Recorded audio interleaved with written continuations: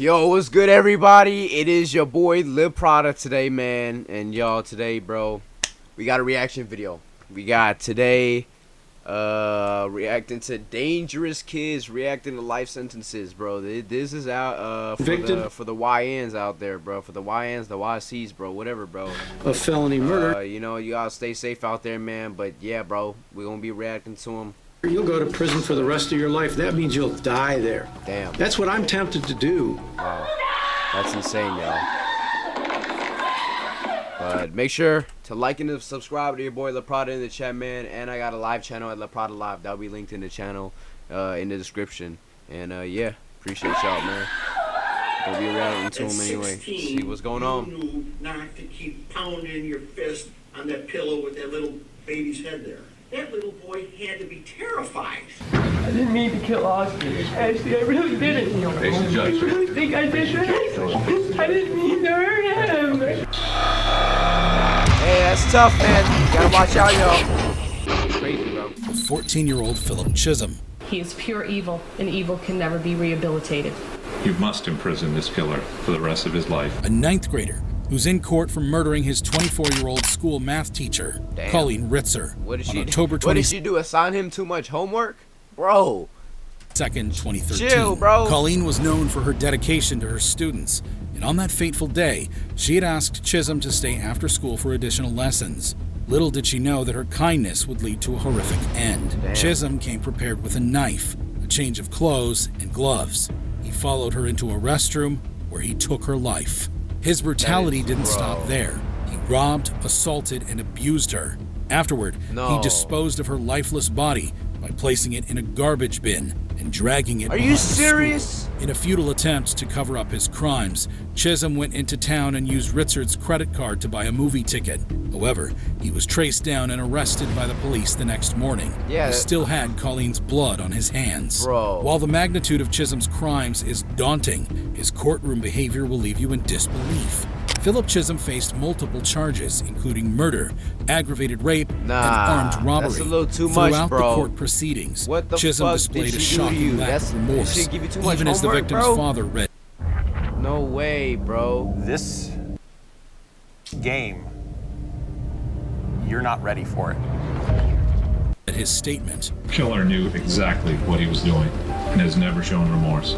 His demeanor and actions demonstrated a complete disregard for the gravity of his crimes and the immeasurable pain he had inflicted on Colleen Ritzer's family, even in the face of a touching tribute by Colleen's brother. Put this animal behind bars for the maximum possible sentence. Do not give this coward the opportunity to shatter another family's lives. Chisholm remained cold put his and life away, bro. He doesn't deserve his to attorneys live, bro. claimed that he You was can't mentally do that to your unstable. math teacher, bro. That didn't Especially work. if she's trying in to help February you. 2016, You can't do Court that, will bro. impose the mandatory That's too life far, sentence bro. for the murder of Colleen Ritzer and set a parole eligibility date of 25 years, the highest level our law allows. However, while Chisholm's reaction could certainly be dismissed as an effect of a mental illness, the same can't be said for the case of 19-year-old Brandon Spencer, who allegedly started shooting at a crowded Halloween party on the campus of the University of Southern California what for, in Los bro? Angeles. I'm sorry for what happened to your honey, but you life in prison. 4 individuals were injured in the shooting, but fortunately, there were no fatalities. That if you are so intent on killing someone that you're willing to shoot them and at the same time open fire into a crowd. Following the shooting, Facts. Spencer was detained by the Los Angeles Police Department for questioning. A couple of Facts. days later, he was charged with 4 counts of attempted murder. The prosecution argued during the trial that the shooting was the result of an ongoing feud between Spencer and a rival gang member, noting that Spencer himself was a documented and well-known gang member. I'm not a bad person, but I made mistakes. I'm not just some gangbanger that she tried to portray me as. Despite the horrifying nature of Spencer's offenses, his actions during the trial managed to shock everyone present. Throughout the trial, Spencer maintained his innocence, but the jury disagreed. Spencer also pleaded his case. The judge sentenced Brandon Spencer to 40 years to life in prison for 4 counts of attempted murder. When Spencer heard his sentence, this was his reaction. 40 years? Dude. However, while Spencer's behavior raised eyebrows, it's nothing compared to the explosive actions of 15-year-old Conrad Schaefer during their trial. This was a 15-year-old who was out semi-automatic rifle shooting up. Schaefer shocked Osceola County when he and his friends began randomly shooting at the residence, resulting in the tragic death of 17-year-old David Guerrero, who was on his way to work. Before the shootings, Schaefer had persuaded his father to purchase a .45 caliber Hi-Point carbine and 100 rounds of ammunition. He allegedly took the gun from his house while his father was asleep, marking the beginning of the neighborhood's nightmare. Conrad Schaefer and 3 of his friends, David Damas, Victoria Rios, and Juan Muriel, terrorized the community for 2 weeks. They even invaded 22-year-old Eric Rupnarine's home and fatally shot him. During his trial, Schaefer had this to say to the families of the victims. 15 at a time, I'm really sorry for the things I've done. And I know I did wrong, and I know my apology don't mean nothing to you. And I know it ain't gonna change how you feel about me. Families of Eric Rupnarine also seem to agree. Eric was my grandson. He was my helper to me and my wife. At this time, my family and I had no intention to forgive the guilty because of such a heinous and brutal crime that was done to my grandson, Eric Rupnarine. Schaefer eventually pleaded guilty to 2 counts of first-degree murder, with over 22 incidents of gunfire damaging homes and vehicles. He was sentenced to 2 consecutive life sentences, with the judge stating that if Schaefer had been just 3 years older, he would have received the death penalty. However, Conrad Schaefer isn't alone in their courtroom actions. Let's not forget the infamous incident involving 15-year-old Martise Fuller, who's facing charges including murder in Kenosha County, Wisconsin. I stopped in my doorway and I looked at him and I said, "Oh my God, Martise." I said, "Please, you don't have to do this." And he looked at me and he said, "Yes, I do." Fuller broke into his ex-girlfriend's house with a handgun and fatally shot his ex-girlfriend in her bedroom while she was listening to music. Her mother, who rushed to the scene upon hearing the gunshots, confronted the assailant and was shot twice, but survived. During the trial, he showed little emotion. Fuller pleaded not guilty, but the jury ultimately found him guilty on 3 counts. We, the jury, find the defendant guilty of first-degree intentional homicide. At his sentencing, Fuller, perhaps for the first time in the courtroom, displayed some emotion. However, he continued to assert his innocence and delivered a statement through his attorney expressing his apologies to the family. Mr. Fuller's prepared a statement that he asked that I read on his behalf. Martise writes, "Wholeheartedly, I wanted to write this giving my sincerest apologies to this family I once shared time and love with. Truthfully, I am sorry about the pain you've all suffered through this, but more importantly, the loss of my ex-girlfriend Kaylee that I loved too. So I am sorry. Despite the hatred that is against me, I still am sorry. But I have to continue to stand innocent because I am. And I know that I've barely showed emotion throughout my time, but in all honesty, it is because it's hard to have tears left to cry knowing my mom lost a son, one of her children too. But I am sorry, and I hope you all can eventually see in your hearts and vision that I am not the person the media has made me out to be." The judge, however, wasn't convinced that Fuller could do better in the future. You are a very dangerous and a damaged human being. So in the interest of protecting the public, acknowledging the seriousness of these acts, the court orders that on count 1, you are sentenced to life in prison without eligibility for extended supervision. Despite the gravity of his sentence, Fuller appeared largely unaffected. However, as we saw Fuller's unconcern with his sentence, it brings to mind the strikingly similar response of Jennifer Mee. When I walked off out to the corner, I heard the first gunshot. After the first gunshot, I ran. At 15, Jennifer Mee became popular as the Hiccup Girl due to her sudden bout of uncontrollable hiccups. She even appeared on shows and events. Eventually, she was cured, and her popularity ended. But Jennifer wasn't satisfied. She needed the fame, so she and her boyfriend, Lamont Newton, and another friend, Lauren Rayford, set up a robbery with victims she had met online. The trio lured a 22-year-old man to a vacant home where they robbed and fatally shot him, taking $50 as the reward. As if Jennifer's offenses weren't enough, her demeanor in court will leave you dumbfounded. At 19 years old, she was arrested on charges of first-degree murder. During her trial, this recorded call she made to her mother while in detention was played for the jury. Hello? Hi, Mama. Hello, Jennifer. What's going on? I'm in jail. Why are you in jail? army murder in the first degree. Who'd you kill? I didn't kill nobody. It all went wrong, Mom.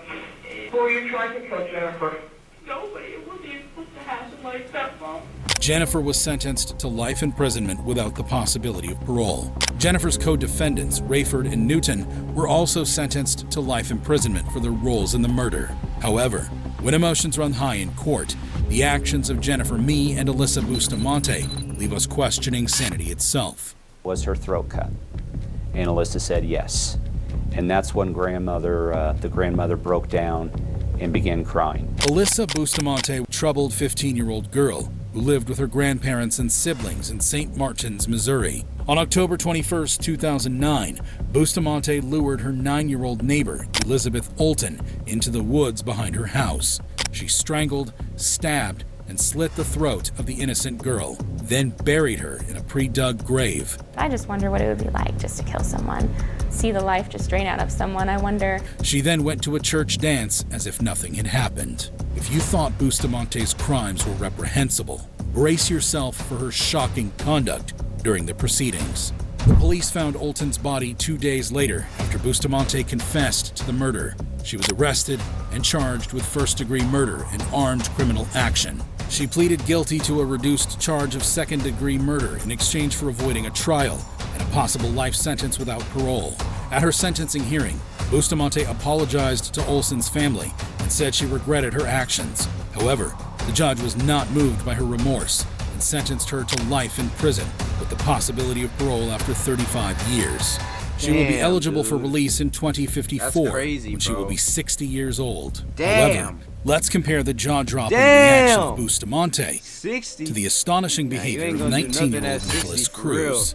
My name is Nick, and I'm going to be the next school shooter of 2018. This guy, I remember this guy. This guy was crazy, Chad. With an AR-15 and a couple tracer rounds. A gunman who carried out the deadliest high school shooting in U.S. history. Cruz killed 17 people and wounded 17 others at Marjorie Stoneman Douglas High School in Parkland, Florida, on February 14th, 2018. Oh my God! He used a semi-automatic rifle that he had legally purchased a year earlier. I came out and asked him, what are you going to do with the rifle? And the reply was, I go shooting with my friends on the weekends. I just want my own stuff. Despite the horrifying nature of Cruz's offenses, his actions during sentencing managed to shock everyone present. Cruz was arrested and charged with 17 counts of premeditated first-degree murder and 17 counts of attempted first-degree murder. He pleaded guilty to all the charges, admitting his responsibility for the massacre. What's going on today, bro? The demons, man. Demons? Voices. Voices and demons? Where's the voices? Where the f*** am I? Holy shit. What happened? Shut up. The jury could not reach a unanimous verdict on whether to recommend the death penalty for Cruz. As a result, he was automatically sentenced to life in prison without the possibility of parole for each of the 17 murders, as required by Florida law. He was also sentenced to an additional 34 life sentences for the attempted murders. At his sentencing, Cruz attempted an apology. I am very sorry for what I did, and I have to live with it every day. And that if I were to get a second chance, I will do everything in my power to try to help others. And I am doing this for you, and I do not care if you do not believe me. And I love you, and I know you don't believe me, but I have to live with this every day. Cruz showed no remorse or empathy for his actions and instead wore a red prison jumpsuit, glasses, and a mask. He even laughed at one point during the proceedings. Cruz's lack of emotion and his escape from the death penalty outraged and disappointed many of the victims' relatives who had hoped for a different outcome. However, while it was clear that Cruz didn't care about the years he was going to spend in jail, his behavior in court was very different to that of 19-year-old Keandra Cook, a high school student who used a dating app to set up a robbery scheme with her boyfriend, Kendrick Bass. Cook lured Perry Nida, a Palm Coast man, to a secluded spot in South Daytona, where Bass and others attacked him and his friend, Emmanuel Purcell, who had accompanied him. Bass shot Purcell in the chest, but luckily he survived. However, what Cook did in the courtroom was even crazier. Cook was arrested and charged with principal to carjacking with a deadly weapon and principal to aggravated battery with a deadly weapon. Guilty of all three charges, sentence you to 20 years in state prison.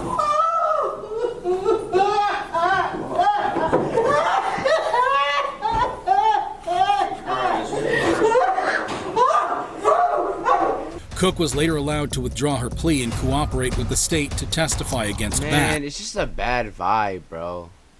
Really, just stay safe out there, y'all, bro. Just don't, come on, bro.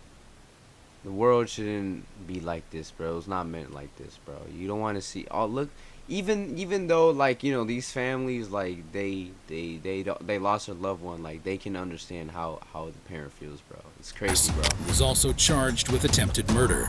She entered a new plea deal and received a reduced sentence of 11 years in prison and 20 years of probation. You got good in you, and I think you got potential. Don't lose sight of that. She apologized to the victims and their families. I just want to say that I'm sorry for the wrong that person had me shot.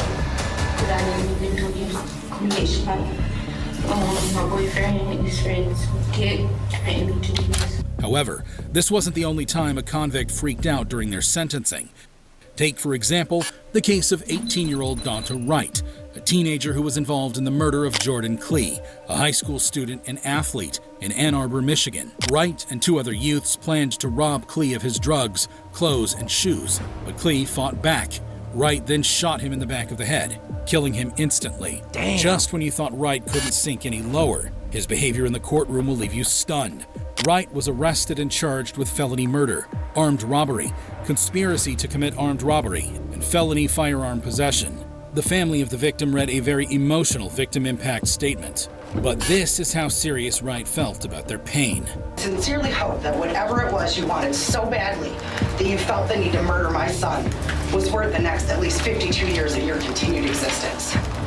You won't get the luxury of raising your child because you took mine away. When he was called to address the court, Wright shocked everyone. I want to tell y'all I'll be home soon, or I'll be Keon. I love my family. That's all. So if you've purchased a faulty car in California and won a huge check like I've got here, here's what you got to say. Wright showed no remorse or empathy for his actions. His attitude in court shocked and angered the judge and the victim's family. The judge reserved some choice words for him. I'm very tempted to just say, I'm not going to accept this sentence agreement. We'll go to trial. And if you're convicted of felony murder, you'll go to prison for the rest of your life. That means you'll die there. That's what I'm tempted to do. Wright was eventually sentenced to 25 to 52 years in prison for his role in the murder. Bro, 25 years, bro. I'm not even 25. That's crazy, bro. He told me to hit her. I didn't want to, but I wanted him hitting me, so I hit her. It's nothing compared to the explosive actions of 13-year-old Antonio Barbo and 14-year-old Nathan Pop during their trial. She said that she's going to have to call Antonio's mom, and Antonio kept looking at me, and then he hit her in the head. In September 2012, Antonio and Nathan conspired to and brutally murdered Antonio's great-grandmother, 76-year-old Barbara Olson. The kids bludgeoned her to death using a hammer and a hatchet, then stole her purse.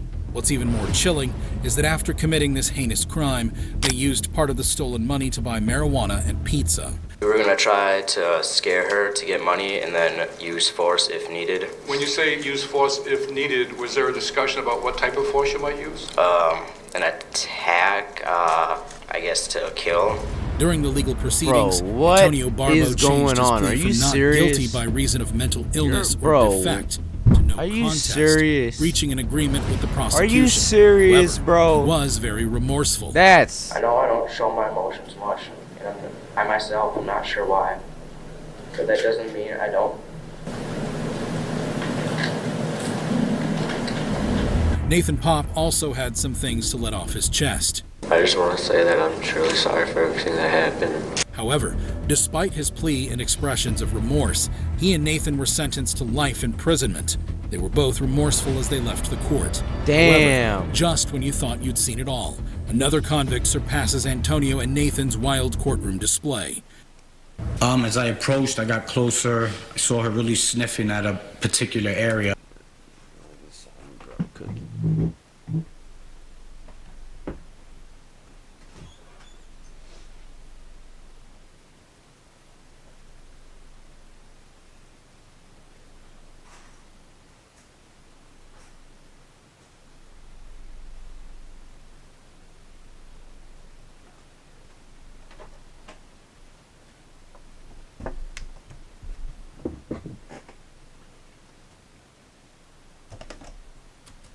So I pulled her back, and when I looked, kind of second-guessed myself. I thought I saw a dead body, but I wasn't too sure because, it was missing some limbs. Enter 18-year-old Matthew Borges, who was facing a murder charge for the beheading of 16-year-old Lee Valoria Paulino in December 2016. Borges and Paulino were students at Lawrence High School and had reportedly smoked marijuana together in November 2016, which was the last time Paulino was seen alive. Paulino's body was discovered by a dog walker near the Merrimack River 2 weeks after he went missing. The details of the scene were chilling. Listen as the dog walker explained what he saw. As I approached, I got closer. I saw her really sniffing at a particular area. So I pulled her back, and when I looked, kind of second-guessed myself. I thought I saw a dead body, but I wasn't too sure because, was missing some limbs. At first, Borges was not considered a suspect, but the tide of evidence began pointing unmistakably in his direction. During the trial, prosecutor Jay Gabito argued that there was an overwhelming amount of evidence incriminating Borges. The allegations against Borges were disturbing. It was suggested that he had stabbed Paulino multiple times before decapitating him. When the verdict was delivered, Borges displayed an eerie lack of emotion. That the defendant, Matthew Borges, is guilty on the charge of first-degree murder. Eventually, he was found guilty of first-degree murder and sentenced to life imprisonment, with the possibility of parole only after serving 30 years. However shocking Borges' reaction to his sentence was, how does it compare to the reaction of 16-year-old Dylan Schumacher, who was in Buffalo, New York courthouse? I am a 16-year-old blonde. Probably all I have to do is cry in front of the jury, and they're going to feel sorry for me. On charges of second-degree murder. In March 2013, Schumacher was babysitting his 18-year-old girlfriend's child while she went to work. He was inside a Springvale home shared with his parents. Tragically, that evening, Schumacher beat the 23-month-old Austin to death. Following this horrifying incident, Schumacher was arrested and charged with the murder of the toddler, along with child abuse charges. Schumacher claimed he didn't intend to harm the child or cause his death, stating that he was trying to get the child to stop crying. At 16, you knew not to keep pounding your fist on that pillow with that little baby's head there. That little boy had to be terrified. Probably he had a hard time breathing, and then you repeatedly punched him so hard as to cause his death by bleeding on the brain. If you thought Schumacher would be remorseful for his crimes, nah, bro, you're wrong. Come on, bro. As Schumacher entered the courtroom for his sentencing, he couldn't even get settled behind the defense table before breaking into tears. That's right, Schumacher expressed how sorry he was for his actions. I take back what was done. I wish I could. I would give my life for Austin. However, it was all an act, and the judge wasn't fooled. The judge pointed out a recorded phone call between Schumacher and his mother. The record will show that you admitted that on July 23, 2013, in a phone call to your mother from the holding center, you stated, and I got a quote from the court reporter, I am a 16-year-old blonde. Probably all I have to do is cry in front of the jury, and they're going to feel sorry for me. Despite his second attempt at an apology, Schumacher was handed the maximum punishment of 25 years to life in prison. Damn! However, this sentence was later modified to 18 years to life. However, while some may attribute Schumacher's reaction to juvenile delinquency, he probably still there right now. If none of your friends have told you about the Skip Forever button, those aren't your friends. This is Pi, and if it sounds familiar to you, it's probably because you've seen their ads. 18-year-old Shondell Jackson was facing charges of murder in the Milwaukee County Courthouse. Jackson and his friend were out to rob when they crossed paths with 21-year-old Nathan Potter, a University of Wisconsin-Milwaukee college student, heading to his apartment. The friends approached Potter, demanding money, but Potter was only a student and had no money. When Jackson realized Potter had He's a student. He got no money, man. Why you asking? Cash to offer, he shot him, killing him. Are you serious? After Jackson approached University of Wisconsin-Milwaukee college student, heading to his apartment. The friends approached Potter, demanding money, but Potter was only a student and had no money. When Jackson realized Potter had no cash to offer, he shot him, killing him. After the murder, Jackson can't ask anybody else for money. Couldn't ask your family just for a little bit? No, come on, man. You that down bad? You know, fled to Mississippi, but was ultimately arrested thanks to a tip from his uncle. We don't have enough time to think about a whole lot of things now. because you just can't take nobody's life. You know, that's just wrong. As if killing someone at 18 was not outrageous enough, Jackson's actions in court were even more dramatic.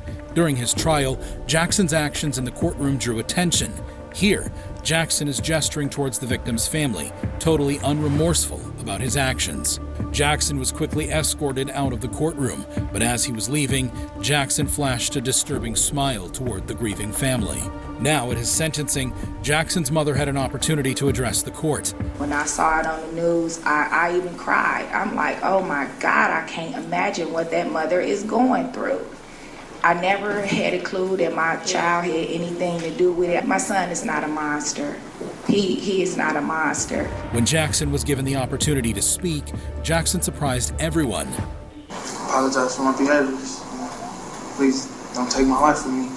That's right. In a last-ditch attempt to save himself, Jackson pleaded for leniency and offered an apology for his actions. Now it is time for the judge to deliver his sentence. The need to protect the community, which I also fear for with Mr. Jackson, and I am going to sentence Mr. Jackson to life imprisonment without possibility for extended supervision. I know that that is something that is reserved for the most serious of cases, and Jackson was sentenced to life imprisonment without the possibility. You can't.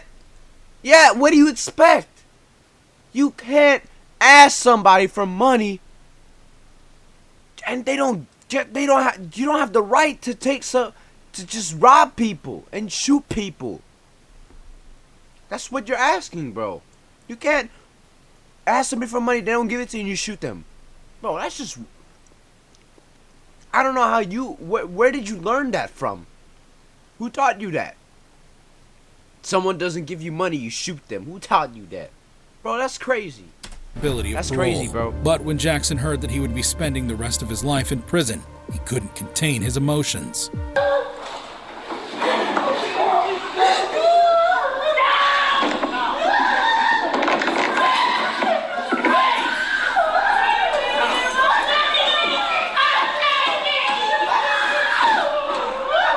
Deputies had to intervene, restraining Jackson as his anger flared. Watch again as Jackson pushed this cop over.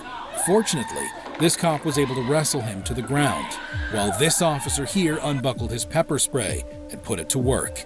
Amidst the chaos, a member of Jackson's family has a shocking remark for the Potter family. Eventually, Jackson was let out of the court to spend the rest of his life behind bars. But Nathan Potter's parents had a few things to say. Our little girl was afraid. She was afraid that he was going to try and kill one of us. I hope as he spends the rest of his life in jail. Jackson's friend and accomplice pleaded guilty to acting as the lookout in the crime and received a 12-year sentence.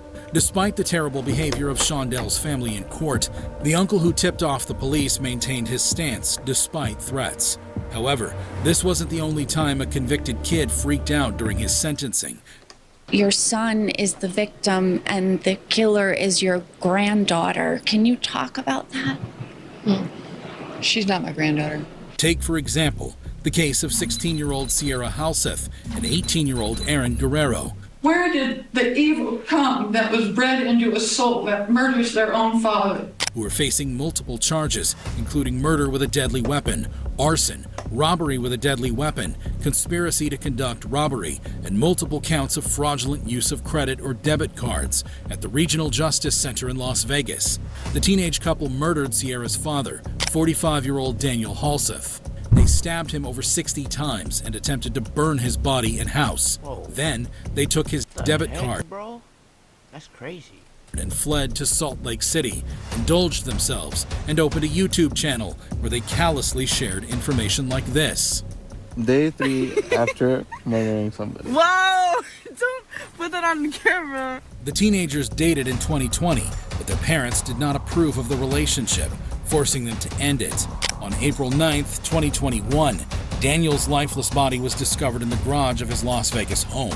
The teenagers were subsequently apprehended in Salt Lake City.